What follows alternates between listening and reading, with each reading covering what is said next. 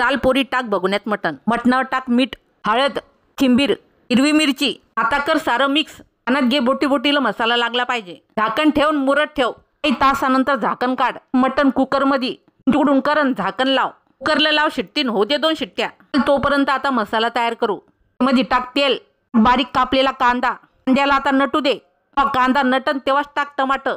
इथे आपण 2 कांदे 2 टमाटे वापरले आहे. पोरी आज स्पेशल स्वादिष्ट मसाल्यामध्ये मटण बनत आहे. पोरी स्वादिष्ट मसाला कंदुरीसाठी वापरला जातो. गावागावात खेड्यापाड्यामध्ये जास्त करून कंदुरी बनते. पोरी तुला पण हे मसाले हवे असेल तर यांचा नंबर तुला पुढे दिसत असेल. चाल मग कर ऑर्डर. आता बघ कांद्या टमाट्याचा मसाला चांगला परतला का अद्रक लसूण कोथिंबीर पेस्ट ती पण खमंग परतून घ्या. मसाला चांगला परतला की भाजी खमंग होती. पोरी आता टाक हळद. पहिलेच मटणामध्ये टाकलं होतं शिजताना म्हणून आता मीठ टाकायचं नाही. आता झाला मसाला तयार.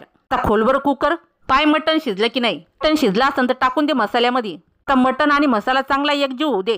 गदगद कडू दे म्हणजे सुकं मटण अजून भन्नाट चवीचं लागतंय. मटणाचं पाणी राहिलं होतं पोरी म्हणून ते टाकलं. आता ठेव झाकण. कडू दे मटण 5 मिनिटं. मटण कडले की त्यात लिंबू पिळा म्हणजे अजून जबरदस्त लागते सुक्क मटण. टाका वरून कोथिंबीर. चला आता बनलं मटण. ठोका एक लाईक. अरे आता वाढलं ताट घ्या बसून.